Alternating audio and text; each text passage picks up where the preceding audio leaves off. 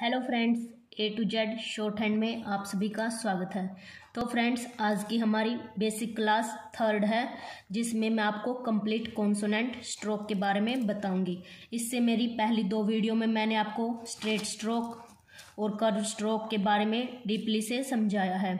अगर आप मेरी वीडियो पर नए हैं तो आप पहले वो मेरी पिछली वीडियो देखें, ताकि आपको अच्छे से ये समझ में आ जाए, आप इनको डीपली से समझ सके कि स्ट्रेट स्ट्रोक क्या होते हैं, कर्व स्ट्रोक क्या होते हैं। अब बात आती है कि जो शॉर्ट हैंड को किसने बनाया था, तो वो सर आइजैक पिटमैन ने 1837 में बनाया था। तो मैं आज आपको जो कॉन्सोनेंट स्ट्रोक है वो मिलकर बनता है straight stroke plus curve stroke, कि स्ट्रेट स्ट्रोक कितने हैं और कर्व स्ट्रोक कितने हैं। हमारे 13 स्ट्रेट स्ट्रोक हैं और 13 ही कर्व स्ट्रोक है। चलिए करते हैं आज की क्लास शुरू। मैं आपको कंप्लीट करवाऊंगी कॉन्सोनेंट स्ट्रोक। कॉन्सोनेंट स्ट्रोक हमारे, मैं आपको डायग्राम से भी बताऊंगी कि हम इनको कैसे समझ सकते हैं, कैसे कर सकते हैं।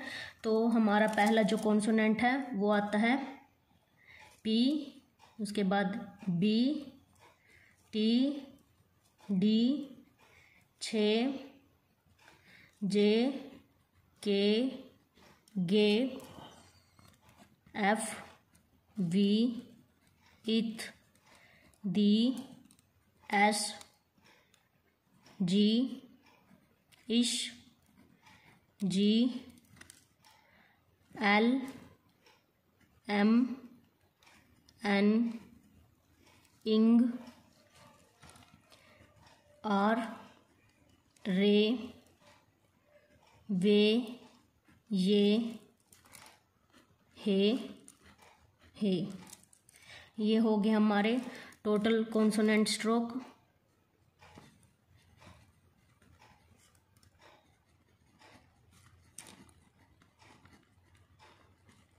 ट्वेंटी 26 काउंट कर लीजिए। 1 2 3 4 5 6 7 8 9 10 11 12 13 14 15 16 17 18 19 20 21 22 23 24 25 26। अब कि ये कॉन्सोनेंट स्ट्रोक तो पता चल गया हमें कि होते कौन कौन से शॉर्ट हैंड में। अब हम इनको कौन से सिंबल से रिप्रेजेंट करें। पी के लिए हम कौन सा सिंबल याद रखेंगे, बी के कौन सा सिंबल होगा, एफ का कौन सा सिंबल होगा। चलिए एक डायग्राम से मैं आपको समझाती हूँ कि हम इनको कैसे याद रखें। पी के लिए कौन सा सिंबल लें, बी के लिए कौन सा सिंबल लें।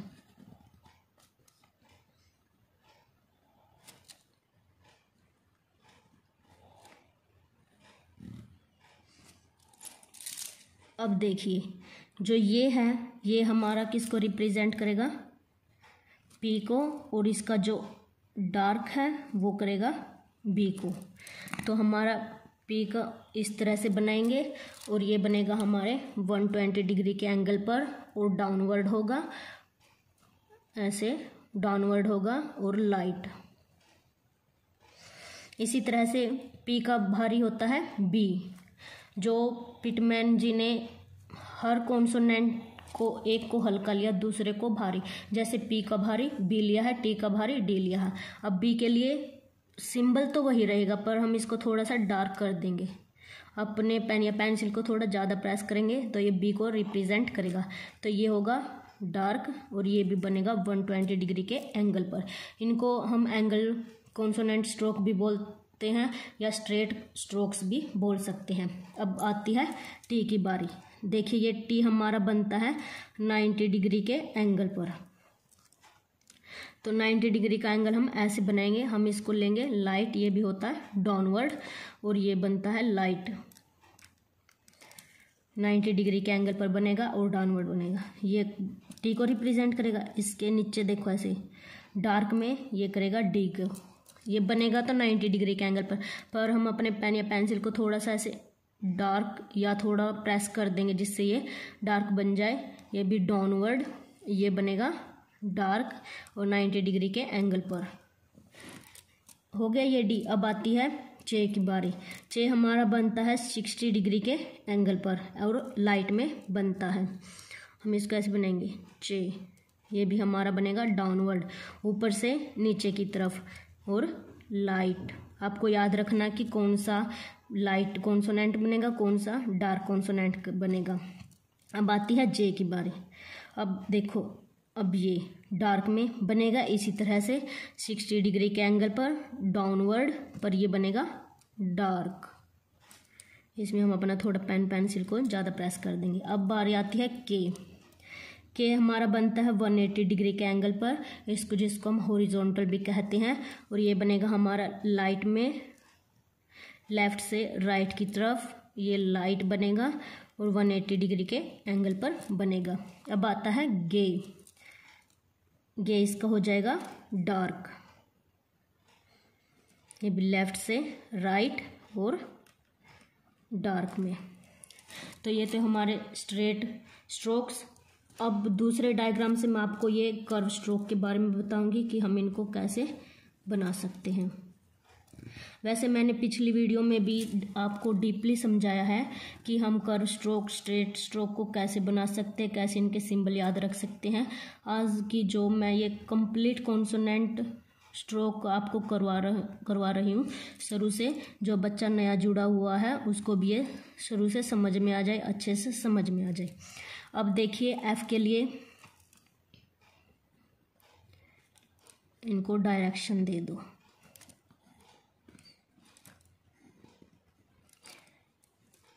इसी तरह से ये डायरेक्शन, ये डायरेक्शन, ये डायरेक्शन और ये डायरेक्शन। अब जो एफ का सिंबल होता है वो हमारा ऐसे इस तरह से होता है, ऊपर से नीचे डाउनवर्ड और बनता है लाइट। देखो ये रहा एफ का हमारा सिंबल। एफ का भारी होता है वी, तो ये एफ और वी दोनों को दिखाएगा।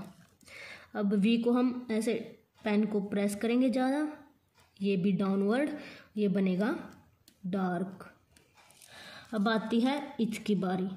तो इथ के लिए हम जैसे ब्रैकेट लगाते हैं, शुरू में कोई भी सम करते हैं तो उसमें हम ऐसे ब्रैकेट लगाते हैं, तो उससे आप याद कर सकते हैं कि हाँ ये ऐसे बनेगा। ये भी डाउनवर्ड, ये होगा लाइट। तो इसका ये रहा सिंबल, ये इथ और दी को रिप्रेजेंट करेगा, ये वाला सिंबल जो है।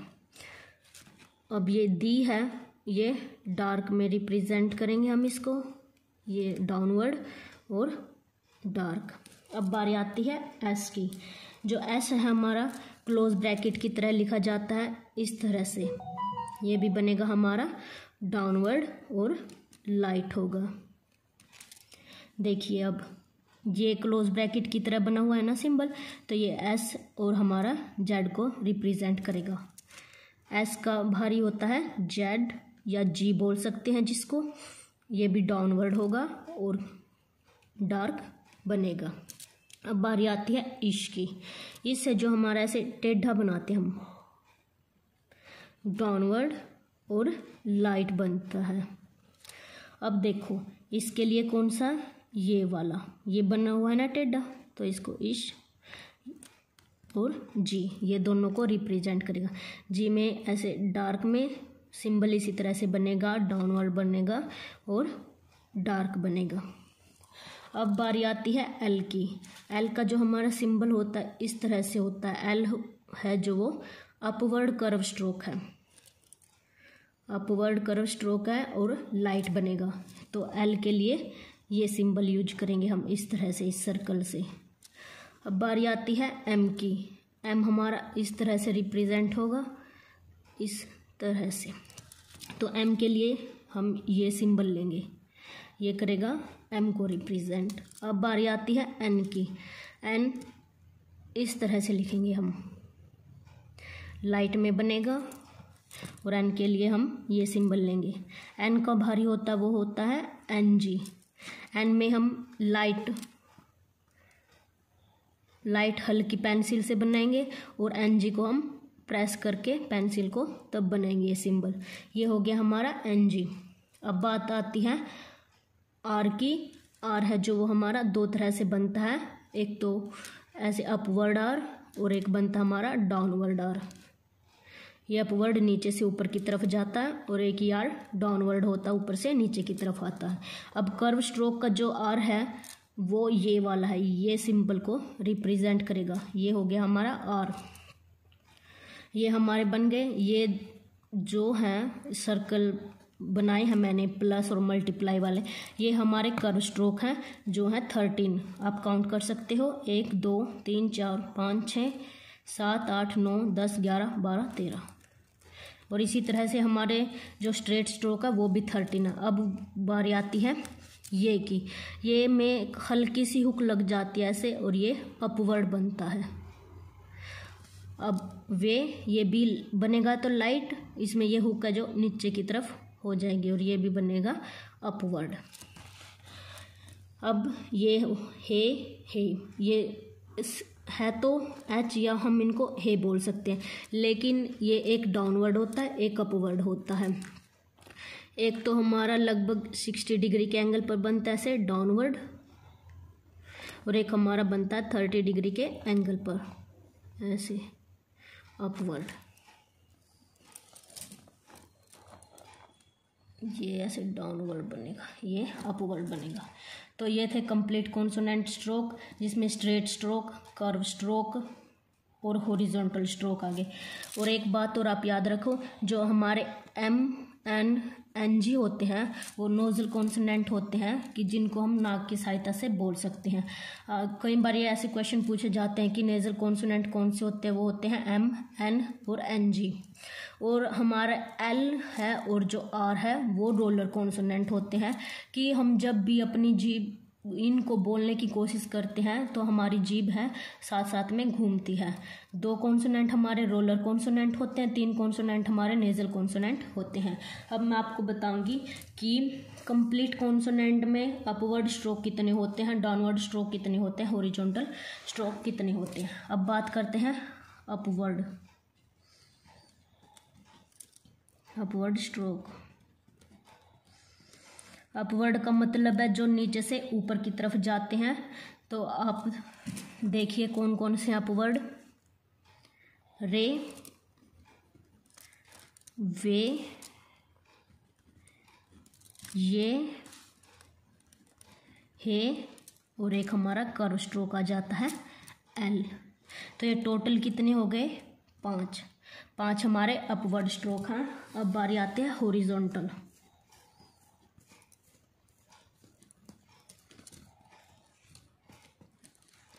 हॉरिजॉन्टल का क्या अर्थ है कि जिनको हम आधार रेखा के साथ लिखते हैं, कि आधार रेखा पर बनाते हैं। देखिए यहाँ पर कौन कौन से हमारे कॉन्सोनेंट है जो आधार रेखा पर बने हुए हैं, के जी। तो पहले लिखिए के जी। अब इसके बाद देखो इनमें कौन से आधार रेखा पर लिखे हुए हैं, M N N G, M N N G. ये भी कितने हो गए, 5। अब बात आती है डाउनवर्ड स्ट्रोक की।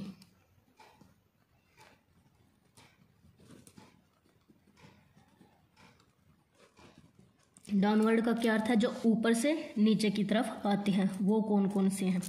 देखिए यहाँ पर पी हमारा डाउनवर्ड है, पी, बी, टी भी डाउनवर्ड है, डी भी डाउनवर्ड है, जे भी डाउनवर्ड है, जे भी डाउनवर्ड है। स्ट्रेट स्ट्रोक से ये डाउनवर्ड हो गए। अब कर्व स्ट्रोक पे देखो, एफ भी डाउनवर्ड, वी भी डाउनवर्ड, इथ भी डाउनवर्ड, डी भी डाउनवर्ड, एच भी डाउनवर्ड, जी भी डाउनवर्ड, इश डाउनवर्ड, जी डाउनवर्ड। एल हमारा अपवर्ड हो गया था, ये हमारे हॉरिजॉन्टल हो गए। और एक हमारा ये आता है आर डाउनवर्ड, और इसमें एक आएगा ये हे वाला डाउनवर्ड, ऊपर से जो नीचे की तरफ आता है। अब इनको काउंट करो, ये कितने हो गए, 1 2 3 4 5 6 7 8 9 10 11 12 13 14 15 16 हमारे डाउनवर्ड स्ट्रोक हैं जो वो 16 होते हैं, हॉरिजॉन्टल स्ट्रोक 5 और अपवर्ड स्ट्रोक 5। तो टोटल हमारे कॉन्सोनेंट स्ट्रोक हैं वो होते हैं 26। आपको ये बात है जो याद रखनी है कि अपवर्ड स्ट्रोक कितने होते हैं कॉन्सोनेंट, कंप्लीट कॉन्सोनेंट में, और हॉरिजॉन्टल स्ट्रोक कितने होते हैं, डाउनवर्ड स्ट्रोक कितने होते हैं। वैसे मैंने पिछली वीडियो में आपको स्ट्रेट स्ट्रोक में डाउनवर्ड, अपवर्ड, हॉरिजॉन्टल के बारे में बताया और कर्व स्ट्रोक में भी इन सब के बारे में बताया। आशा है कि आपको ये मेरी वीडियो अच्छी लगी होगी, आपको अच्छे से समझ में आया होगा। अगर आपको कोई भी डाउट हो तो आपको कमेंट बॉक्स में मुझसे डाउट पूछ सकते हो। जो भी आपको समझ में नहीं आया होगा तो वो मैं आपको दोबारा से बता दूंगी। तो फ्रेंड्स, मेरा हौसला बनाए रखने के लिए मेरे चैनल को सब्सक्राइब करें, लाइक करें और शेयर करें। मिलते हैं अगली वीडियो में। Thank you friends.